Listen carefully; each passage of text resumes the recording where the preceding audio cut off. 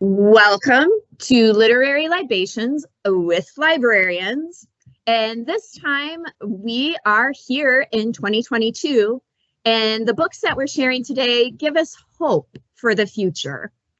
As we're sharing our titles, if you're interested in getting your hands on any of them, there's several ways to go about doing that. The first is to simply call your local branch of the Monroe County Library System and speak to the staff there, and they'll be more than happy to assist you. The next is you could go online to our catalog and request physical versions of items, hardcovers, paperbacks, audiobooks on CD, and that website is on your screen now. And finally, some of the titles that we talk about are available on one of our digital platforms. So if you see one listed as being on Overdrive, the app for Overdrive is Libby. So you can go to Overdrive or to that app and you can download ebooks and audiobooks. And Libby Overdrive also provides downloadable magazines. The other platform is Hoopla, and Hoopla provides downloadable ebooks, audiobooks, movies, music, and graphic novels. And the great thing about Hoopla is if you see an item with a lightning bolt next to it, there's never a wait for that item, and several people can, like as many people as want it, can have that same item checked out at the same time. I am Jennifer Graneski, and I'm the community librarian at the Dundee branch. And our introductory question is, what are you hoping for in 2022? And wow, here, let me get out my list. But I think what I'm mostly hoping for, and this is a big one, but I would love to stop thinking and doing a risk analysis for every activity that I or my family want to do.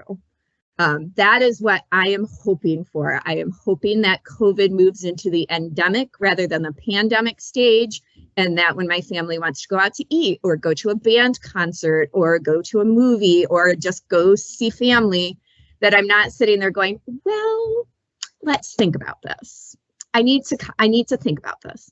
So that's my biggest hope. I would just like to be able to go and do things without a lot of thought ahead of time. So I'm crossing my fingers that we get to that point here in 2022. Also with us this week is Kelly Beister, who is the branch technician at our South Rockwood branch. And what are you hoping for in 2022, Kelly? It's such a loaded question, but I think it kind of runs parallel to yours.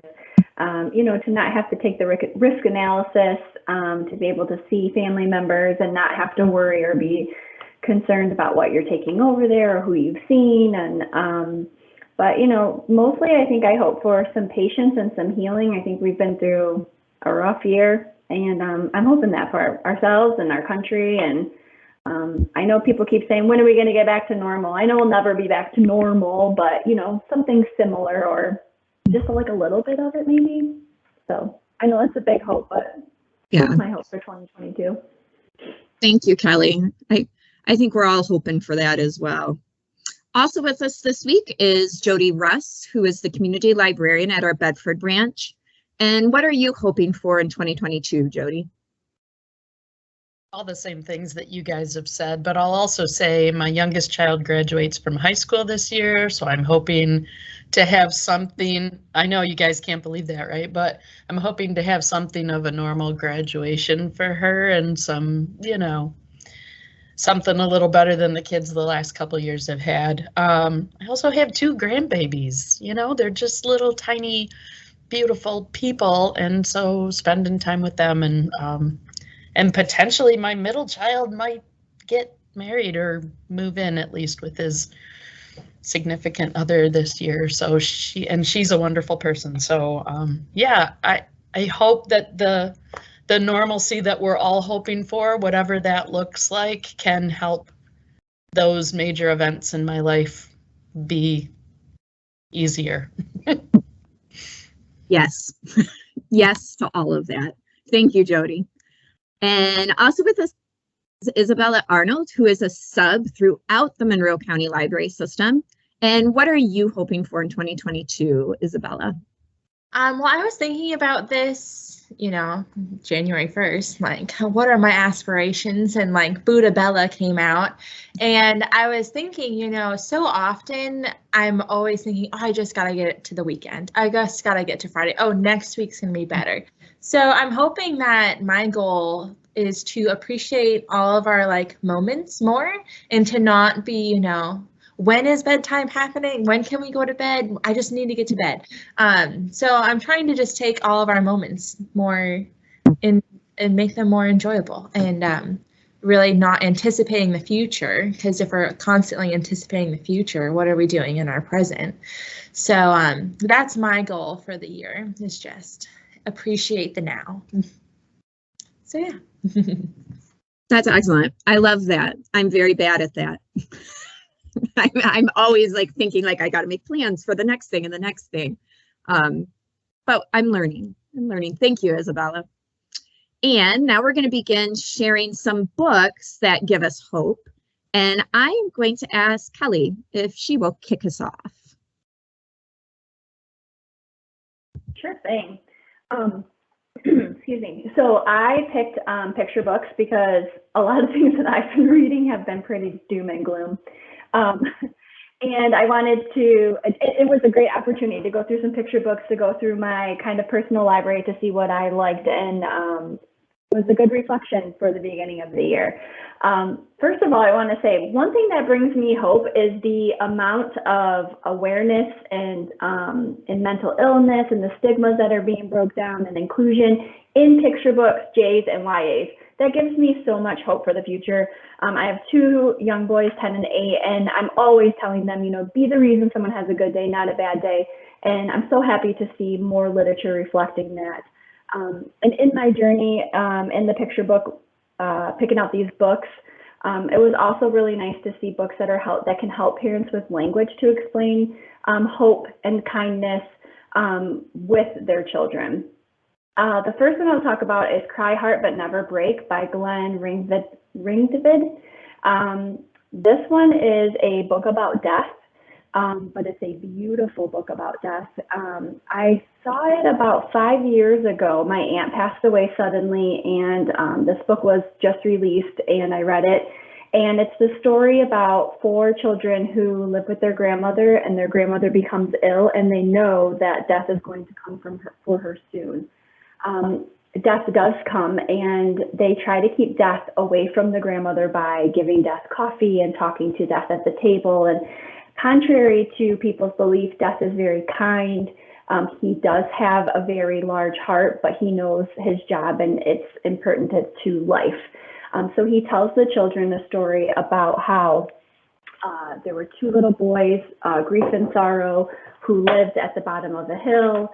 And it was very dark and gloomy, and there was 2 sisters who lived at the top of the hill, and their names were Joy and Delight. And eventually one day the brothers and sisters met. Sorrow fell instantly in love with Delight, and she with him, and the same for Grief and Joy, and they couldn't live without each other. And after their double wedding and a great celebration, the 2 couples moved to the neighboring houses. And the story is, you can't have sorrow and grief without some joy and delight at the end.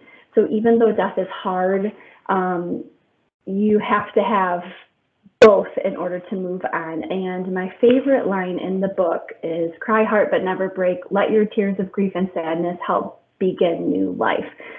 So even though death is hard, saying goodbye is hard, there's always hope on the other side, because there will always be new life somewhere. And you can always keep that person's memory alive with joy and delight in their memories. So this book is beautiful. I'm sure this is probably the year, that people need some hope on the other side of sorrow and grief with everything that's going on and loved ones passing. So it's a great book, and it's very helpful for children and even grown-ups to process the whole situation. So definitely Cry Heart But Never Break. Great book. The next book I have is a little bit more humorous, on the humorous side, After the Fall by Dan Santat. And I just want to give a quick shout out to a similar book that's like a read-alike. It's called Humpty Dumpty Climbs Again by Dave Horowitz. Dave Horowitz's book is a little bit more of a play on the nursery rhymes, so like the dish and the spoon, the cow ran away, jumped over the moon. There's more play on the nursery rhymes, but it's kind of similar to the same story. Humpty Dumpty climbs a wall, falls and breaks, and now what? It's usually the end of the nursery rhyme, but it's not really the end for Humpty. So Humpty falls in the book after the fall, how Humpty Dumpty got back up again. Humpty Dumpty falls, now he's afraid of heights. He's so afraid that it's jeopardizing his life. He can't, this just makes me laugh, this picture. He is missing out on so many of the good things in life, the good cereal that's on the top of the shelf, all the special treats. I mean, he's got to eat twigs and berries and fiber flakes because they're at the bottom because he's just too terrified to climb that shelf. It's just too much for him. And, you know, he's got to sleep on the floor instead of the fun bunk bed. Who doesn't like to sleep on the top of the bunk bed? You know, look at how lonely he is. So as he gives himself a pep talk, he one day decides he sees a bird and gets some inspiration, and he starts making these paper airplanes, and the paper airplane turns into this beautiful bird-like plane.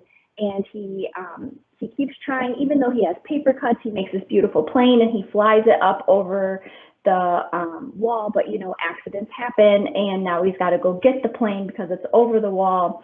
So what does Humpty Dumpty do? He climbs back up the stairs.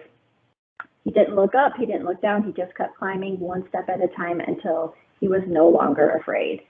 And he, at the end of the story, he says, he wants to be remembered for who he became and all the obstacles that he overcame. And so what busts out of the egg? A beautiful bird who is not afraid of heights and is not afraid to take flight or take chances. So it's a beautiful story.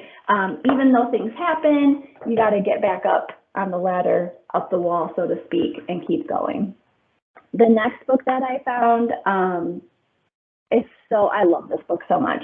It's called Ordinary Mary's Extraordinary Deed. And it starts with Ordinary Mary.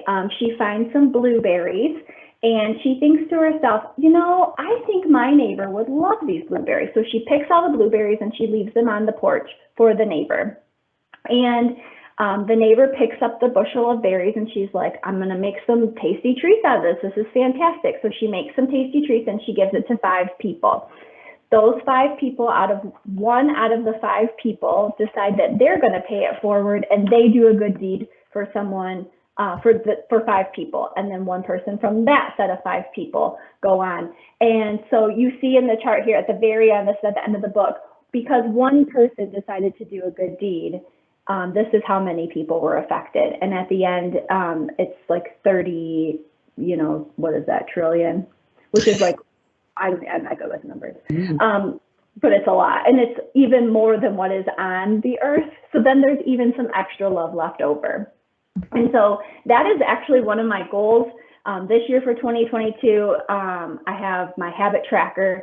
And one of my things is to do something nice for at least one person, if not more, whether it's sending a text or, a Facebook message or holding the door for someone it's hard to smile under your mask, but I'm really good at smiling with my eyes now. Even if it's eye smiling at someone, it makes a difference. You don't know what those people are going through. And, I try and practice what I preach to my boys. You want to be the reason someone has a good day, not the reason someone has a bad day. And so I love this book of Ordinary Mary because it just breaks it all down because you don't know the impact that you're going to have on someone's day and how it could move forward. The last book that I found is Be Kind, and it kind of is an extension of Ordinary Mary. It starts out with a little girl who gets juice spilled on her shirt, and some of her classmates make fun of her, and another one of her classmates is telling the story. She's a narrator, and she says, my mom always tells me to be nice. So then she's trying, or to be kind. So she's trying to think of ways that she can be kind, whether they're big or small. Should she dump juice on herself to make this little girl feel better? Should she go talk to her. She tries to talk to her, but the girl walks away. So in the end, she decides just to make her a beautiful purple flowered picture. And so the whole book talks about big ways and small ways that you can be kind. And at the end, she gives the picture to the little girl, and it just ends with the little girl putting the purple picture on the wall of her bedroom. So even though it was such a small gesture, it made such a big deal to the little girl from the beginning of the book who got the juice spilled on her. So I think these books are great for teaching kids kindness and hope, and not to give up, whether you're in the face of death or challenges, or just being that person for someone else. Thank you, Kelly. Those are good reminders for adults too. As you were Absolutely. talking, I was like, I feel hopeful now. I want to make sure I put a smile on someone's face. Also, I'm pretty sure I scare people when I try and smile with my mask on. Exactly. It's so hard, especially with children. Otherwise, they won't know. So I'm like, yes, smiling. This is my smile. So yeah. So thank you, Kelly. And let's have Isabella share her hopeful reads next. So both of these books I actually just listened to last week. I feel like I've really started my 2022 listening on a great foot. Both of these I listened to, and I follow the blog Modern Mrs. Darcy, and pretty much any nonfiction that she recommends, I immediately look up in our catalog and see what do we have, what can I listen to. And so I found both of these, on I listened to Laundry Love on Hoopla, and then the Comfort Book on Overdrive. Comfort Book was only 3 hours, so I was like, well, let's start there. That's a short, quick one for, the first week of the year. And it was amazing. I can't recommend this. I feel like both of these books I need to buy for people and be like, here you go. Like, this is your book for your year. Like, you need both of these in your life. Comfort Book, super quick. It's just short little chapters. Matt Haig, I believe he writes a little bit of everything. He mentioned that, he's written fiction, he's written nonfiction. I was actually looking for a different book of his at first. And stumbled upon that one on the list. And it's just really short, really quick, and it's all about his kind of working through depression and anxiety and different ways to find comfort. Like, there's just lists. Like, he had a list of all of his top songs that just make him feel so good and so comfortable. And so then I went into my journal and wrote my top list of all my favorite songs. And he has recipes for hummus, because hummus is the best food to spread on anything, and absolutely the best dip. And, of all the hummus in the world, you just should learn to make your own. And this is his recipe, and you should follow it because it's so good. And I loved everything about this book. There's 2 quotes that I actually wrote down. I mean, I couldn't find where I wrote them because I wrote them out in junk mail while I was listening to it. And I was like, I need to write this down now. But one of the quotes was, you have to let people down so you don't blow yourself up. And I feel like right now we're in such a accommodating and yes phase of our lives, or at least I am typically. Oh, you need me to go and deliver 32 boxes of socks to someone? Absolutely, I'm your girl. Let me just load that up in the back of my car. And sometimes you have to say no to be protective. And so he talked all about that, and I just thought that was, yes, I need that in my life. And then the other quote that he had was the first one that I heard in the book was, you can't be a better person if you constantly think of yourself as a terrible one. And I feel like that was just such it hit hard. We all want to be better, but when you're doubting yourself and just thinking, oh no, I'm the literal worst, I didn't deliver the socks on time. Yeah, you just got to know that you're better. And so he just has quick little quotes like that just really hit home, had such a big impact. And like I said, it was really quick, super, it was just everything that I needed in a book, apparently, in that day, in that week. And I'm literally going to buy it for so many people. yeah, so I recommend that. It gives me hope for the future of, myself and to be a better person all around. And then my other book I listened to on Hoopla, also recommended by Modern Mrs. Darcy, called Laundry Love, and it's literally about doing laundry, and it was fantastic. I listened to it, and I plan on buying it to highlight it. And I feel like this is the book that if I go to a wedding and like the people that like always give like the 5 love languages and how to like work on your relationship, no, I'm going to give them this book at like weddings now, because it was just super informative. Patrick Richardson, he was amazing to listen to. He has a deep Southern accent, and he was just a delight to listen to about kind of his upbringing of, he grew up in the South, and their like special trips revolved around shopping, and they just go and pick out cashmere sweaters and wool suits, and that was their thing with his mother and his grandmother. They just went and picked out beautiful clothes together. And then he talks a lot about how to show you love someone, you do their laundry, like you take care of their laundry as a way of loving. And so he talks all about his how he grew up learning about laundry, learning how to care for laundry. I believe he has a degree in like textiles, and learning how to launder vintage clothing. And he became like this guru of laundry, and people would seek him out to learn how to get stains out of things. And I really just appreciated learning, like technically I feel like so bad that I've gotten rid of so many clothes that are stained, because apparently I could have gotten them all out and I had no idea. And so the whole like back half of the book is just different stains and how to get them out. Like a little bit of everything. Like he literally covers every possible stain that you can imagine and how to get it out. And he just talks about how to do your laundry better and how to do your laundry with more eco-friendly practices. And I loved it. It was something I really needed in my life and gives me so much hope for the future. I can't tell you how many tomato sauce shirts my son has that need to be taken care of. And now, I am equipped to do that. And it was just lovely. Lots of anecdotes in it about different stains.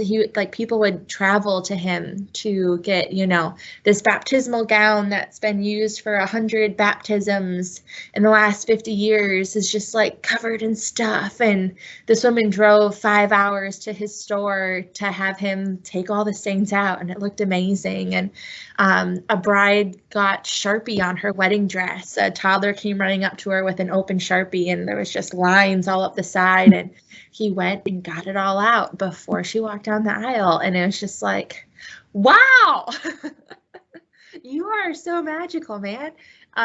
And it was super quick, very informative. I mean, I listened to the audiobook, and I feel like I definitely need the physical book now, just because there's so much information. It's great. It's something I never thought that I would. If you would have told me like last year, like, oh yeah, you'll fall in love with a book about laundry, I would say you're nuts. Like, no, I combine everything in one load. Like, I don't separate my laundry. Like, everything's combined. Yeah. What's the point at this stage in my life when I have like a little kit? Just throw it all in there. And he really talks about, how we got this ideology of separating out everything and what actually you should be separating out now. And I really want to hang dry all my laundry. I'm going to talk to my husband and try to get some lines out, because I want beautiful smelling earthy sheets. Yeah, and it's good for the environment. And so I got my wool balls are now in my dryer. They cut down 40% of your dry time, apparently. So those are in there. They don't always make it back in for the next load to dry, because those are a new favorite toy of my son as well. But yeah, no, super great, super easy, super informative, very hopeful on how to get anything out of anything. And yeah, I loved it. I already have like a mood board for my future laundry room one day, when I'm even more of an adult and can design a laundry room. Who knows if I ever get to that point, but I already know what I want. So yeah, Nice. there will be a disco ball in it because he has a disco ball in his. Wow. Yeah. I did not realize there could be so much to laundry. So much. There's so much. I just want my child to, when I give him folded items, to have them still be folded when they make them into his dresser. Yeah, no, he goes into a whole thing about folding, and I feel like I learned so much about my clothes. Nice. And so yeah, Right. Thank you, Isabella.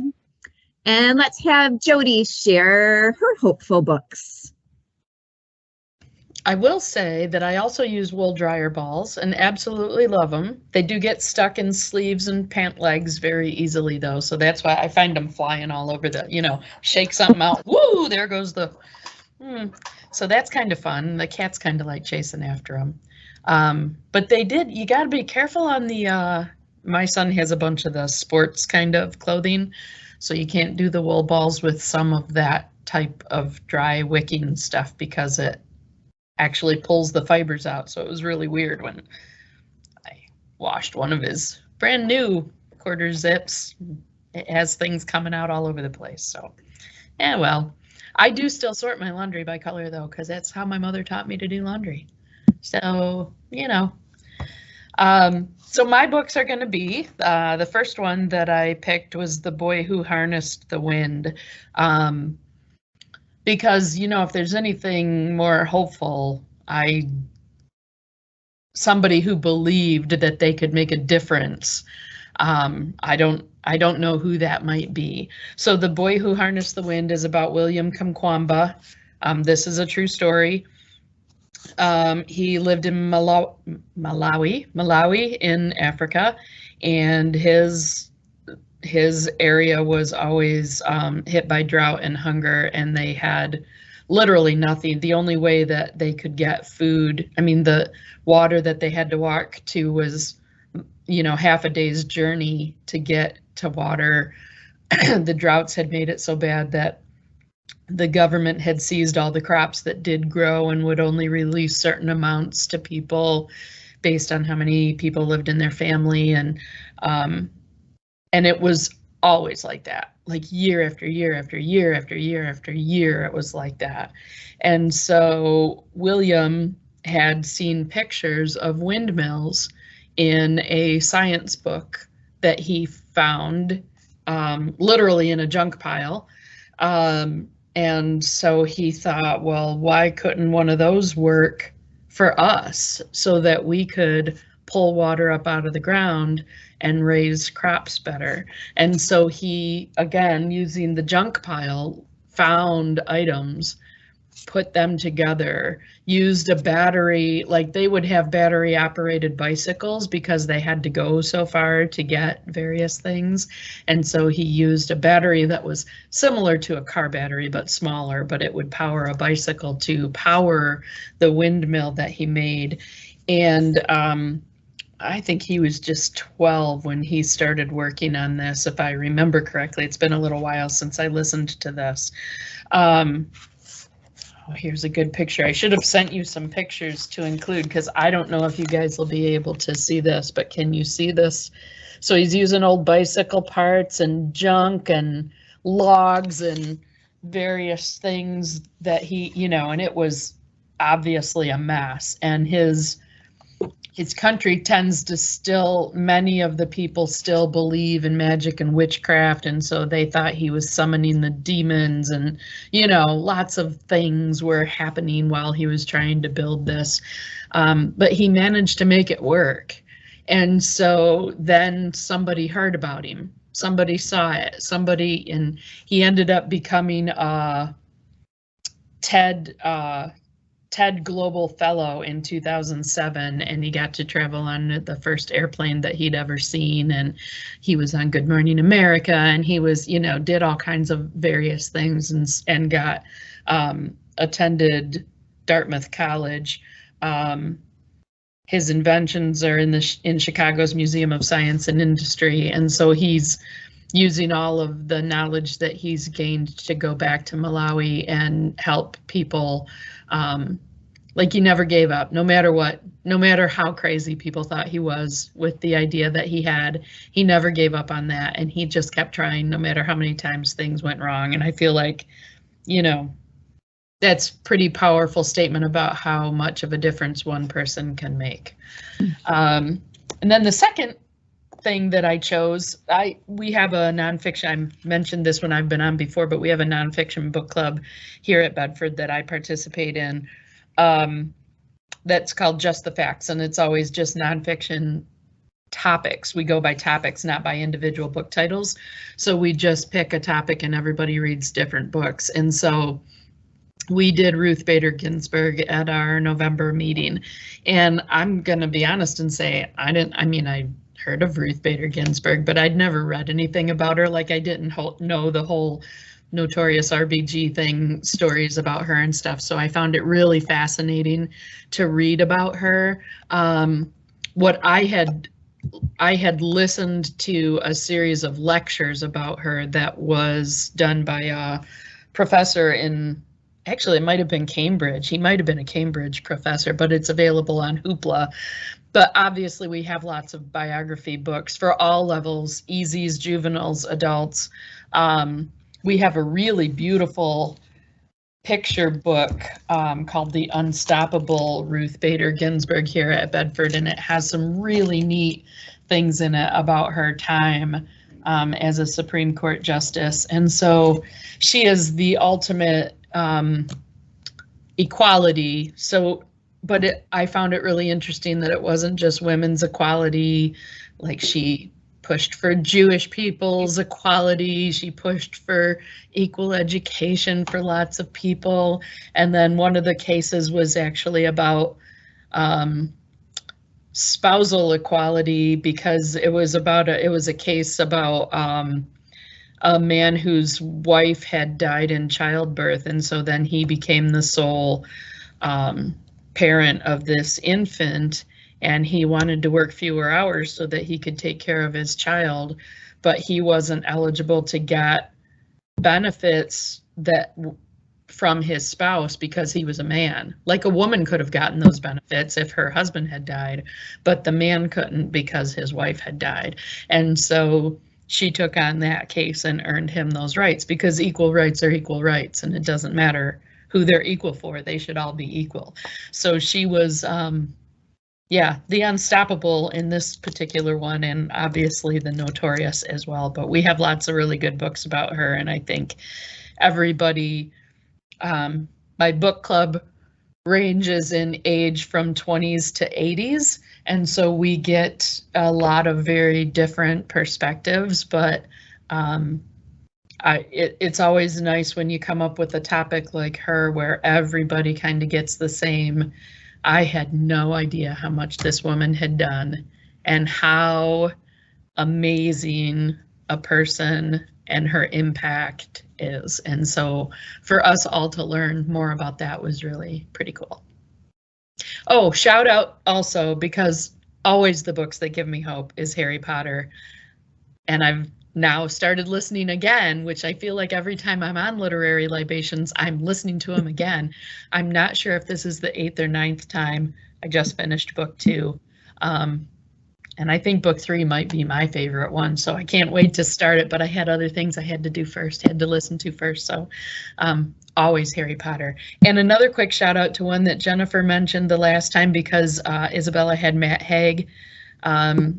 Jennifer had talked about The Midnight Library. Oh my gosh, absolutely loved The Midnight Library by Matt Haig. It does end up being a hopeful book.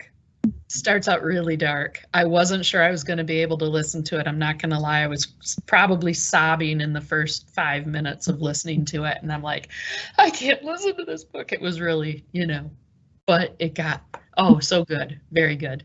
So thank you for that recommendation, Jennifer.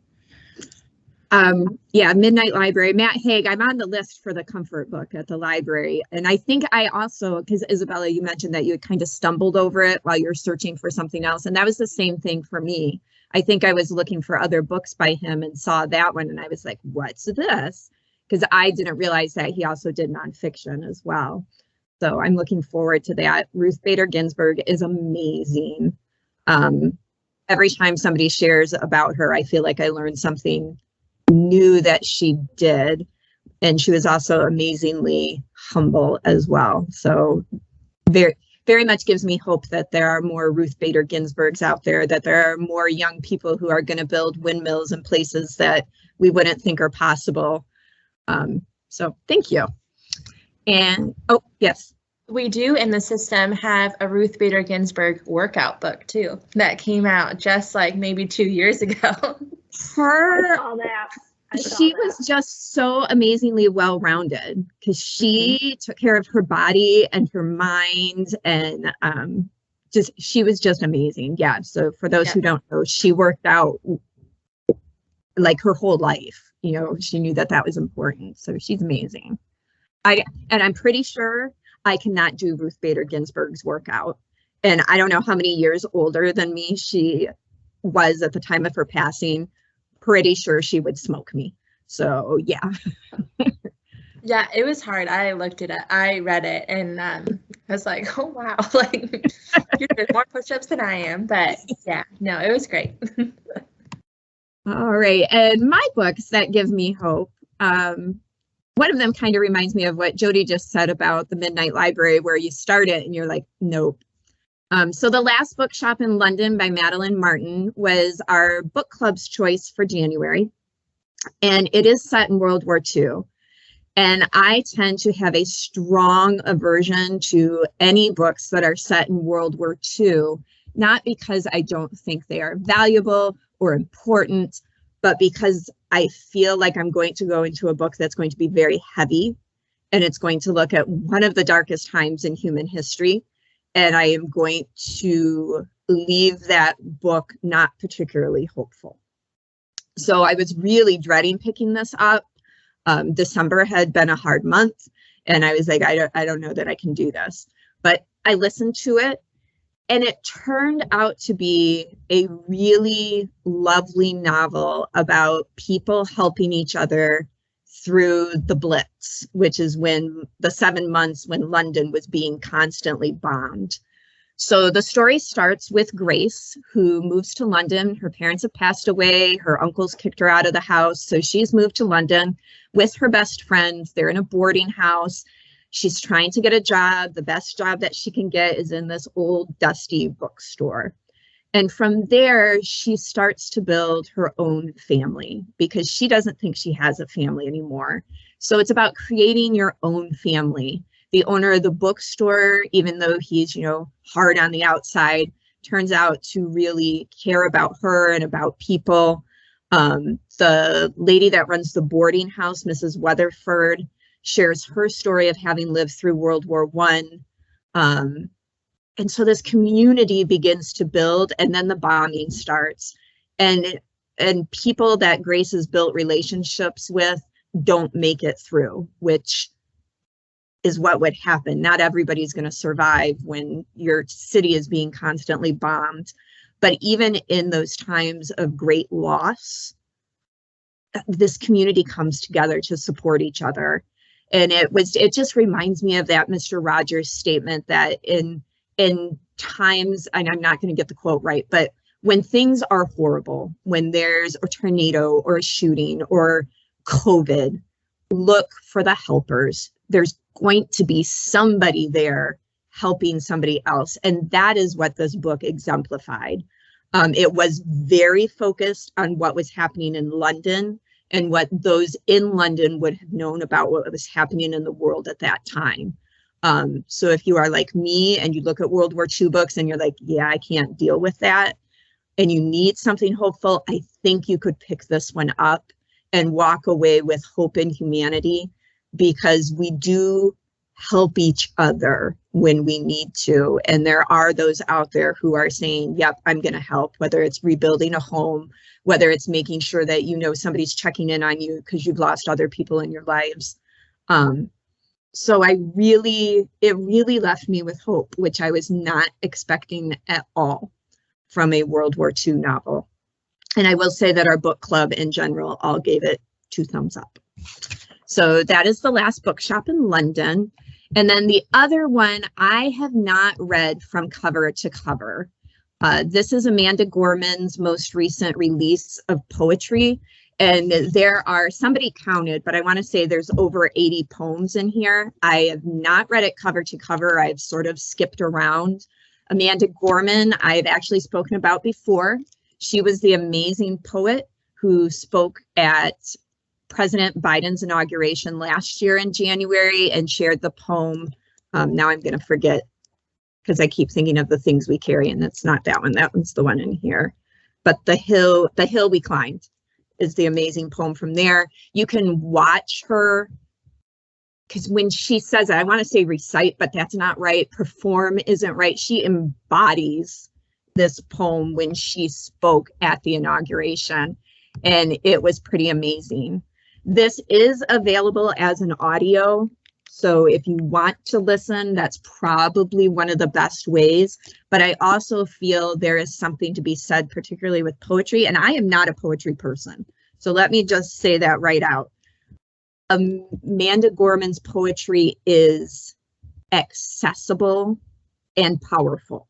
So if you're like, poetry's not for me, there's all, you know, there's figurative language and you got to have, you know, special understanding. You do not. You can walk right into her poetry and feel the emotion that she is trying to convey. So she uses lots of different creative formats in here as well. So I think there's a lot to see in the book. I also think it would be amazing to listen to.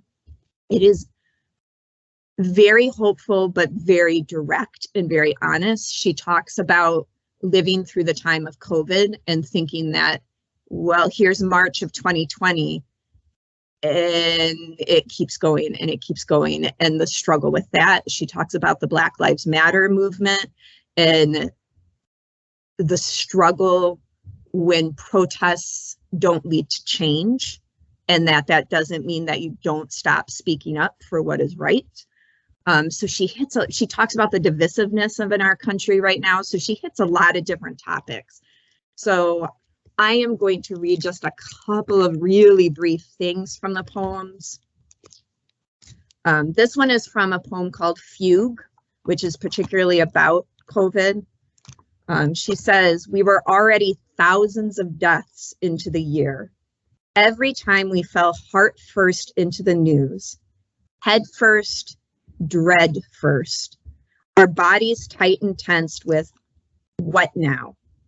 Yet who has the courage to inquire, what if? What hope shall we shelter within us like a secret, a second smile, private and pure? Sorry if we're way less friendly. We had COVID trying to end things. Even now, handshakes and hugs are like gifts, something we are shocked to grant and be granted. And so we forage for anything that feels like this. The click in our lung that ties us to strangers, how when among those we care for most, we shift with instinct, like the flash of a school of fish. Our regard for one another, not tumored, just transformed." Like there's so much in there. And immediately, like particularly that each time we fell into the news, head first, dread first, like that's how I feel sometimes every day. And just one other one, and this one's super short. Every day we are learning. Every day we are learning how to live with essence, not ease. How to move with haste, but never hate.